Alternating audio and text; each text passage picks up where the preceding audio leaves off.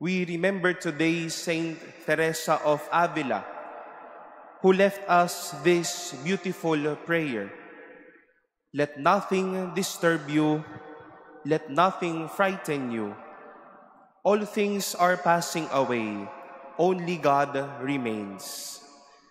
Patience obtains all things. Whoever has God lacks nothing. God alone suffices. Isang magandang paalaala araw-araw ni Santa Teresa sa atin, sapat ang Diyos. The concern of Jesus in today's gospel presents this value of a hard calling, which is an integral holiness and living. Malinaw kay Jesus na ang pangangatawan natin at ang kalooban natin ay likha ng Diyos. And as such are created by God, these are very much capable of goodness and living well. Kahit man totoo ang mga marahil magpapasama sa buhay ng tao, mas totoo na magtatagumpay ang pagtatagumpay ng kabutihan sa buhay natin.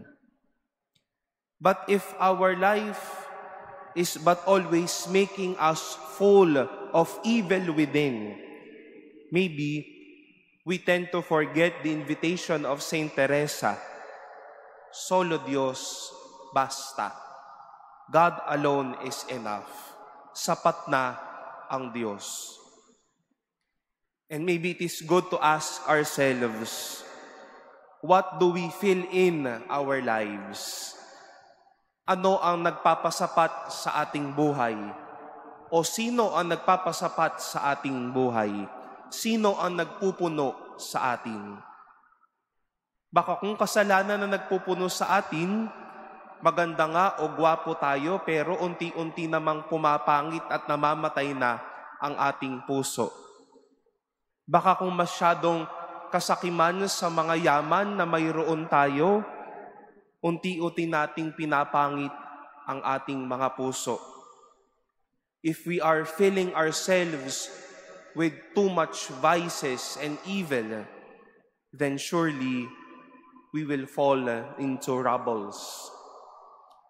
My dear brothers and sisters, let us fill ourselves with God and live happily well. If we are tempted to say that money alone suffices, power alone suffices, position alone suffices, materials, wealth alone suffice, and etc., this may eat us and kill us, make us dirty inside our hearts. But may Saint Teresa help us to say, God alone is enough. Sapat ang Diyos dahil Siya ang laman ng puso at ang laman ng ating buhay. May Diyos na nasasapat, kaya wala na po tayong hahanapin pang iba.